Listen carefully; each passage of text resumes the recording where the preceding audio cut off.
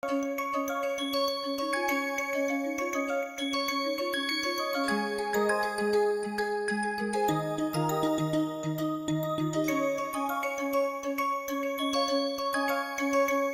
is the last lecture on transient heat conduction in semi-infinite solids.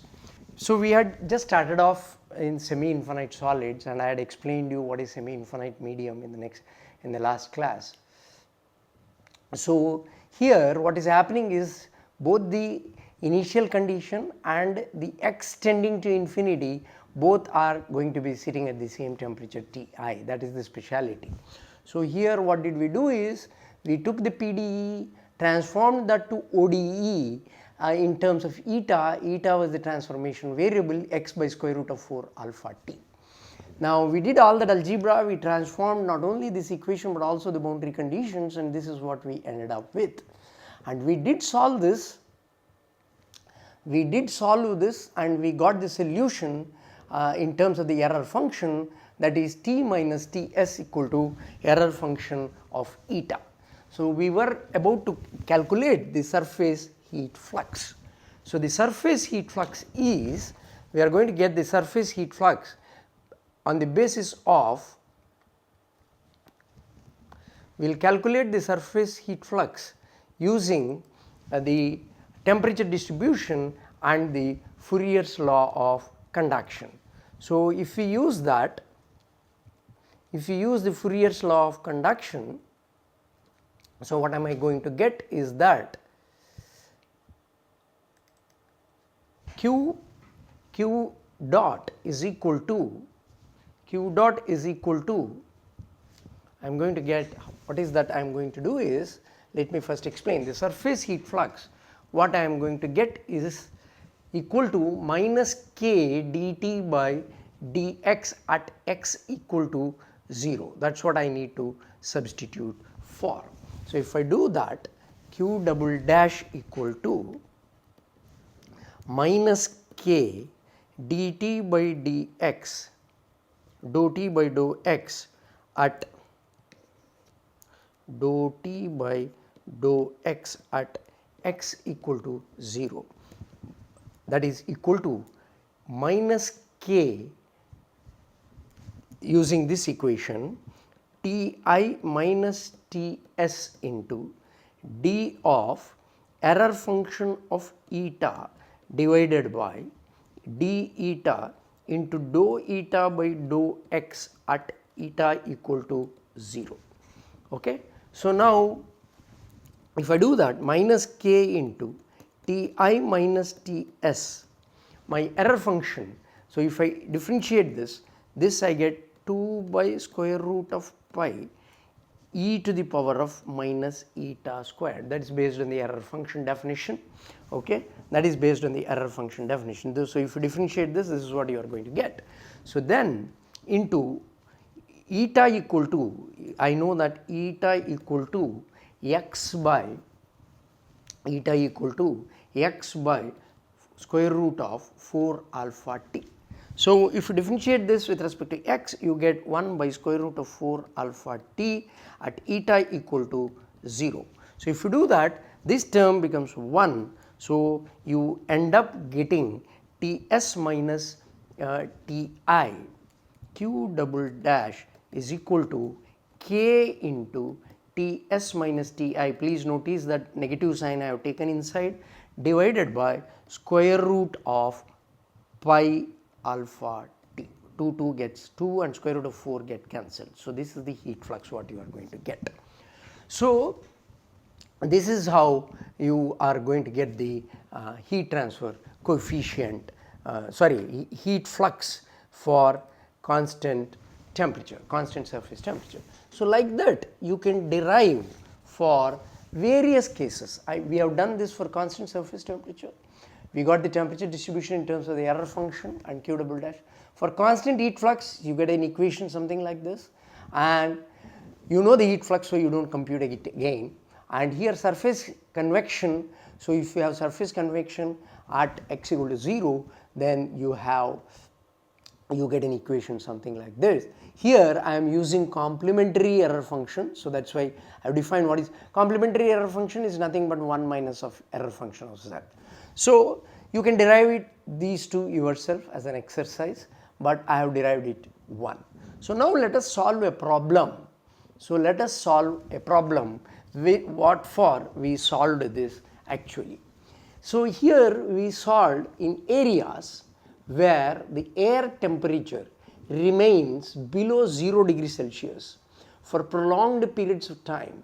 The freezing of water in underground pipes is a major concern. So once again, I am sorry, I just forgot to mention that.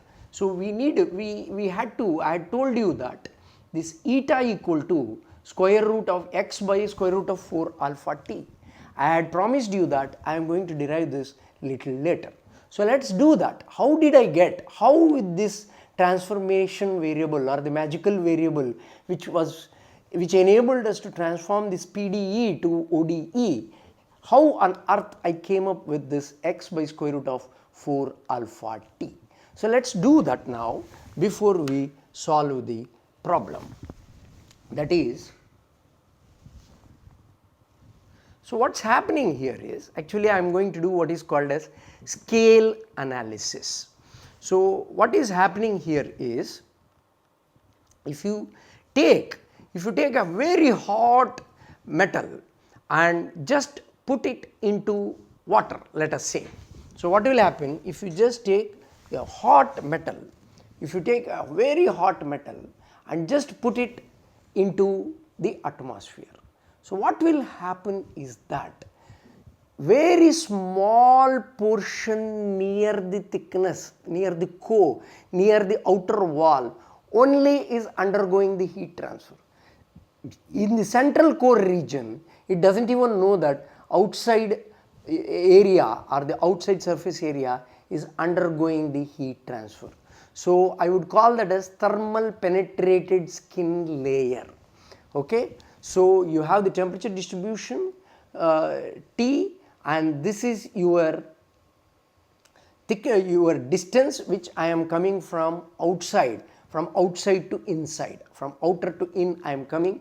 So the inner region is the outer region is the one which will undergo the temperature distribution, and in the core region there is no temperature change. So let us draw this and do the scale analysis. So this is what I am going to do. That is, you have Ti, which is the initial temperature, this is the fluid temperature, and the surface temperature is this and this is the surface temperature which is what we are plotting, and let us say it is taking up to T naught, and this is the skin which is getting affected, or only the heat transfer is taking place within that skin which is of thickness delta, and inside core region is not aware that there is the heat transfer which is taking place outside.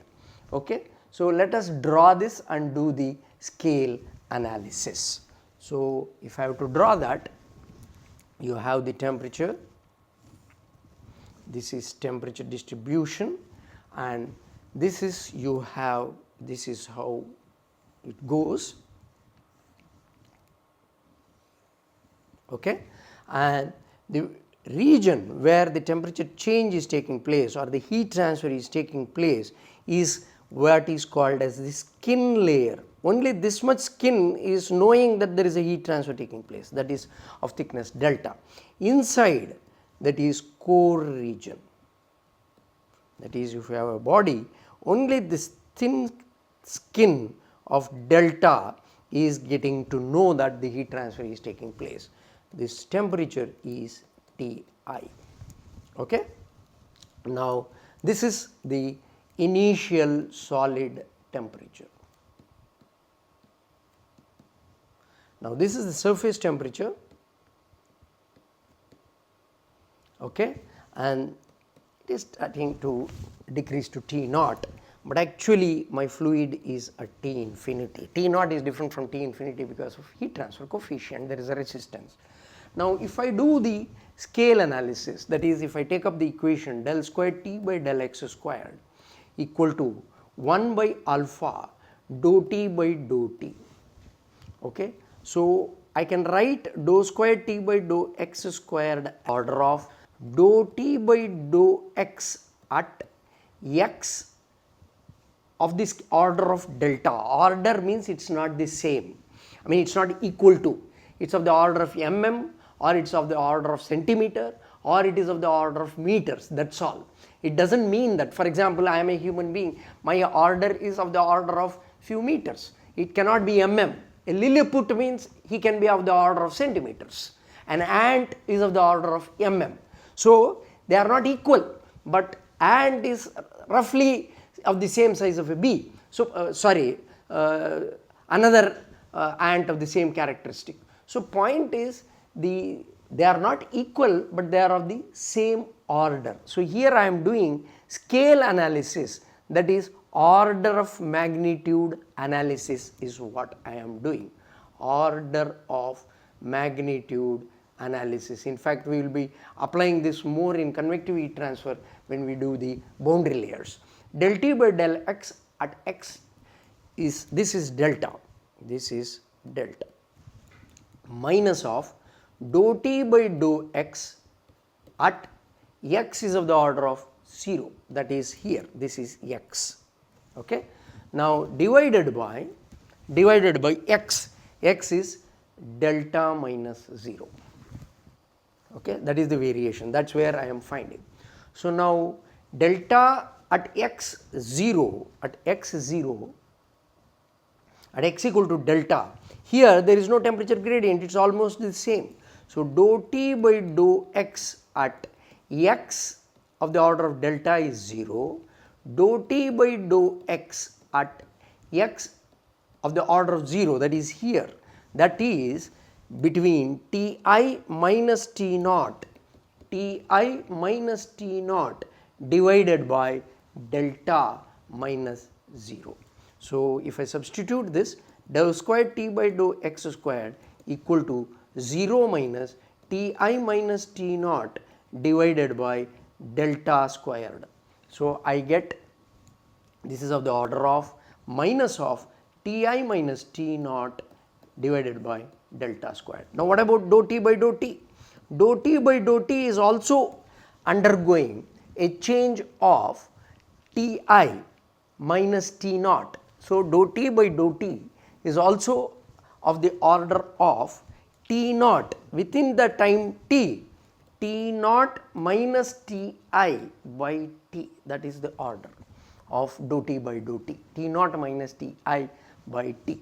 Okay. So this is what you will get. How will you, this is of the order, sorry, not equal to, this is of the order, that is it started from Ti minus, that is negative sign, minus T naught divided by 0 minus T dou T by dou T. So that is what you get. So T naught minus Ti by T. So if you substitute these two there, you get into this equation, you get Ti minus T naught divided by delta squared is of the order of Ti minus T naught divided by 1 by alpha T. So if you equate, so you get delta squared is of the order of alpha T.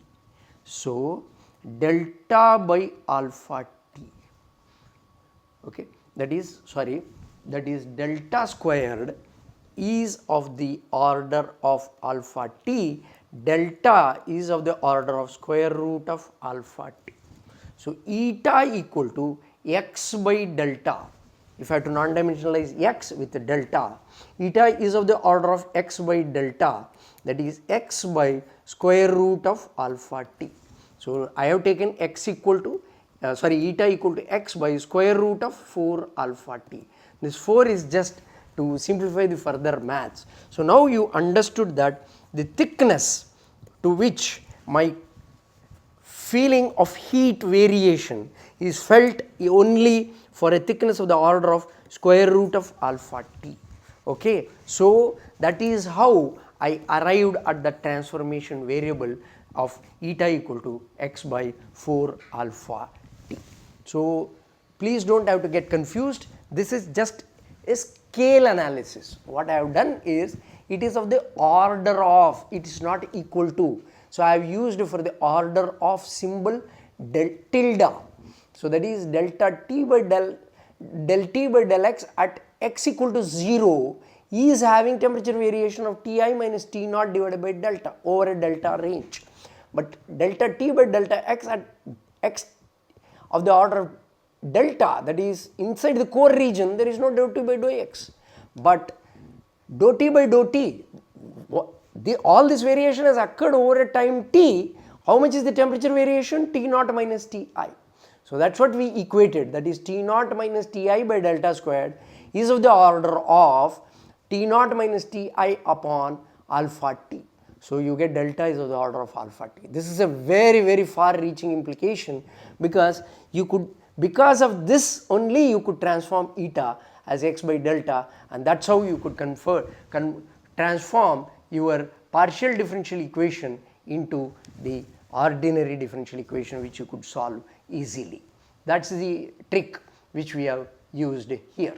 So now let us solve this problem in areas where the air temperature remains below 0 degree Celsius for prolonged periods of time. The freezing of water in the underground pipes is a major concern. Like for example, Leh, Ladakh or Kashmir, for 6 months it's very winter. So it's very difficult to not have the water frozen while they are flowing in the pipe. So how do I take care? So I dig deep and put below the soil. But how deep I should dig, that's what we are going to solve through semi-infinite medium approximation. Fortunately, the soil remains relatively warm during those periods, and it takes weeks for sub-freezing temperatures to reach the water mains in the ground. Thus, the soil effectively serves as an insulation to protect the water from sub-freezing temperatures in the winter. That's what I was saying. The ground at a particular location is covered with a snowpack at minus 10 degrees Celsius for a continuous period of 3 months. The average soil properties are 0.4 watt per meter Kelvin. Alpha is given. Assuming an initial temperature of 15 degrees Celsius, find the minimum burial depth to prevent the water pipes from freezing. So let's solve this problem. That is T of x comma T, T of x comma T is given to be 0 degrees Celsius. I don't know what x, okay, and T is given to be 3 months. Don't worry, this T is 3 months. It should not freeze, that's why 0 degrees Celsius. And Ts, surface temperature, is because of the snow, it is sitting at 10 degrees Celsius. Initial temperature is at 15 degrees Celsius. That is, I have a pipe here, and this is my soil, and this is my pipe, and Ti is 15 degrees Celsius, and my snow is causing minus 10 degrees Celsius. And the thermal conductivity is given to be 0.4 watt per meter degrees Celsius, and alpha is 0.15 into 10 to the power of minus 6 meters squared per second. This we have solved as an error function T of x comma T minus of Ts divided by Ti minus Ts equal to error function of x by square root of 4 alpha T. This is what we had derived just now.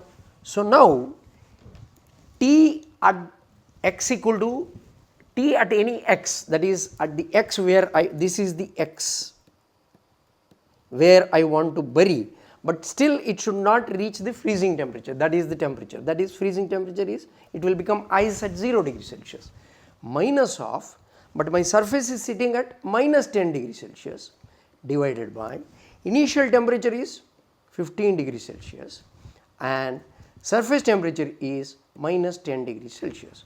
That is error function of x, I don't know, divided by square root of 4 into alpha T. Let it be like that only, 4 into alpha T. Now this ratio comes to 0.4. So x, so error function So now I have to get the inverse. So how do I get this inverse? So if I go to the table, so this is what I have gotten. Error function of something is 0.4. But what is that something? I have to get it from that table. So if you go to the table, you see error function of something is 0.4. That is, error function of this is 0.4. Where is my 0.4?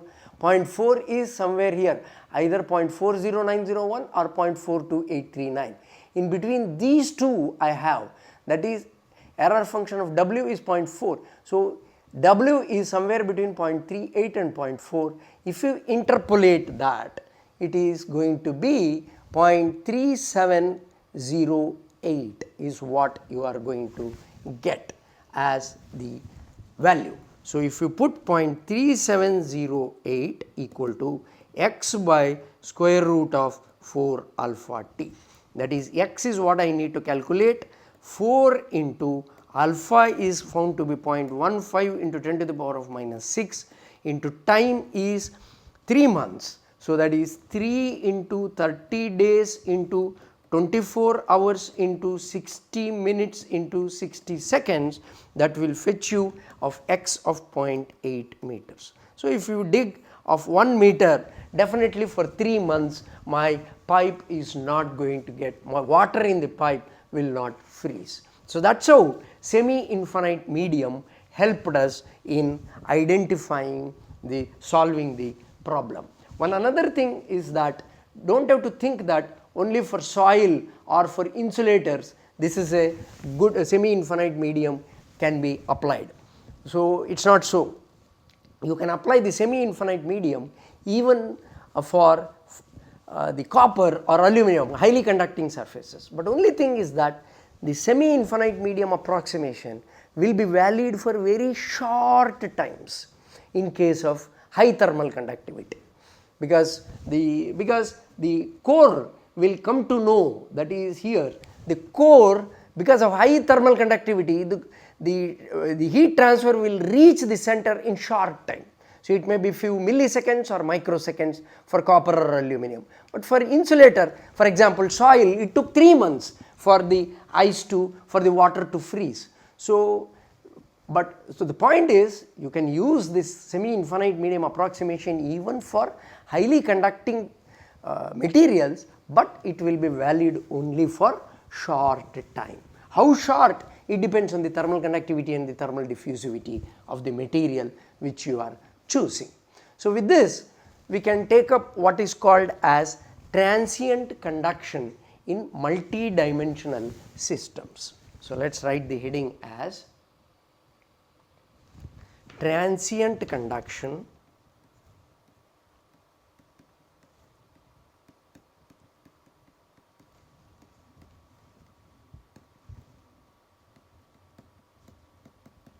in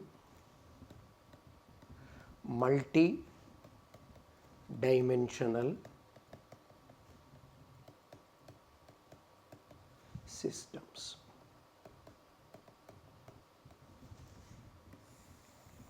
Okay. So in this case, we use what is called as superposition principle.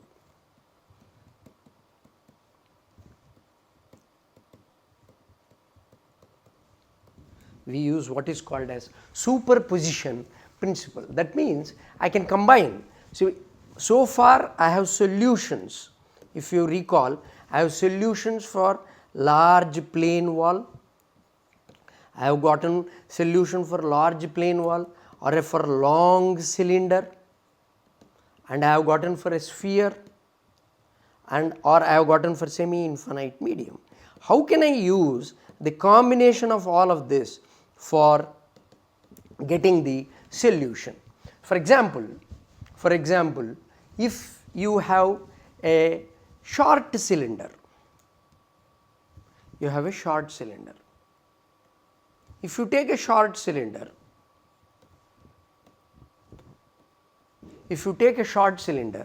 here the temperature is not only, this is radius r, and if I take this as x direction, this is x, and this is h comma t infinity boundary condition. So temperature is no longer, it is symmetric with theta, it doesn't, because everywhere it is same h comma t infinity. So theta doesn't, with theta there is no temperature variation. So the temperature variation is only with x, r and time. But I have not gotten like this. Here I have the temperature variation with x, and here I have temperature variation with r. So how can I combine this? So there is heat transfer in this direction, heat transfer in this direction, that is r. So this is, so how do I combine? So what I do here is that theta of short cylinder, theta of r comma x comma t of short cylinder equal to theta of plane wall of x comma t, which I have gotten the solution earlier. Theta of long cylinder of r comma t. There is a maths to prove this, but I am not going to prove that. This what I have written is based on what is called as superposition principle. So I can use long plane wall and long cylinder result, multiply them, the product of that will give you, that is T of r comma x comma t minus T infinity divided by Ti minus T infinity for a short cylinder. For a short cylinder is equal to T of x comma t minus T infinity divided by Ti minus T infinity for plane wall into T of r comma t minus T infinity divided by Ti minus T infinity of infinite long cylinder. Infinite cylinder or long cylinder, I can just call this as long cylinder, that might be better, long cylinder.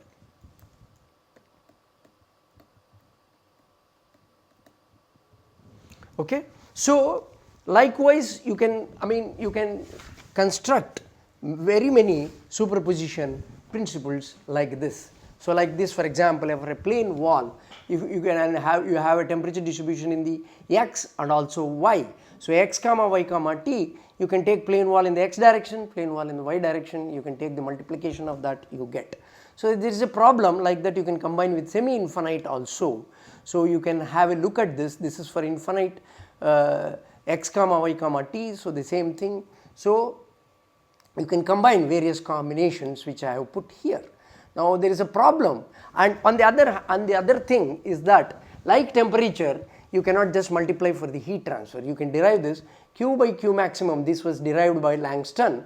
So Q by Q maximum of 1 plus Q by Q maximum of 2. What is this 1 and 2? This is x direction, this is r direction. For example, for our short cylinder, this is x, this is r. So you can get this by combining this, you can get Q by Q maximum. If you have 3, if you have combined 3 x, y, z, you can get Q by Q maximum 3D as a combination of this. So there is a problem here where there is a short cylinder. This is a short cylinder that is of the height 12 centimeters and radius is 5 centimeters. So what is that we are going to do is, we will combine this as a short cylinder, and that is you will combine at the end the short cylinder and the plane wall results. Short cylinder, you see, for short cylinder you will combine plane wall and the cylinder. So let us say if you want to get the center line temperature. So here they have given diameter, height, initial temperature, T infinity, heat transfer coefficient. You want to get the center of the cylinder temperature, let us say. So what will you do? First you take it as a plane wall. For a plane wall, for 12 centimeter short cylinder, you consider that as a plane wall of LL. If you recall, center line is symmetric. So L comes to 6 centimeters. So HL by K, you get it as 0.03268 and Fourier number is 8.48. Now for a plane wall, you know for a Biot number and Fourier number, this is the relation you get. For a Biot number of this, you get A1 and lambda 1. So theta naught wall of theta wall at 0 comma t, you get 0.8052 if you substitute this. Now for short cylinder, if you go for the short cylinder, H R naught by K, R naught is what? 5 centimeters. So for 5 centimeters you get a Biot number of 0.02277 and now Fourier number is 12.2. You get alpha t by R naught squared. Remember here it is R naught squared. For this Biot number for cylinder you can get A1 and lambda 1. So if you substitute that, you get theta of cylinder as 0.53. But now I have to combine for a short cylinder. So theta of short cylinder equal to theta of wall into theta of cylinder. So you got 0.8052 into 0.53. If you multiply that, you get 65.55. There is other portion also, that is at the wall what will be the temperature distribution. So I would request you to solve this problem yourself. Complete solution is there. So at the plane wall at x equal to L, if you put at x equal to L, you get theta wall at L comma T as 0.7924. You can go through these steps. And for short cylinder at x equal to theta of cylinder is 0 comma T. So T of short cylinder 0 comma T, you get 0.7924 into 0.53. So T at L for 0 comma T, that is at the temperature at the center, but for the top of the surface, at the top surface, that is we are calculating the temperature at the top surface of the cylinder. So then I have multiplied the center temperature of the cylinder and the top wall temperature. So if I multiply that, I get 64.9. So I can do the same thing for Q by Q max also. So you can do this problem yourself. If you get any doubts, you can email me. So put this, you get the Q. If you substitute that Q by Q maximum for short cylinder and for plane wall, one is for plane wall, cylinder is for 2. If you substitute those values, you get the Q by Q maximum. So that's how you can solve, but definitely it's not lumped body, although the Biot number is very small. So you get the T after 15 minutes it's 62, but you got it as 64.9. So you can't take the lumped body assumption. So with this we are concluding the transient conduction or unsteady conduction. There is much more to learn, but we need to stop here. But I think with the tools what you have learned for the plane wall, cylinder, sphere and semi-infinite medium, you should be able to approach most of the practical problems in the real life. Thank you.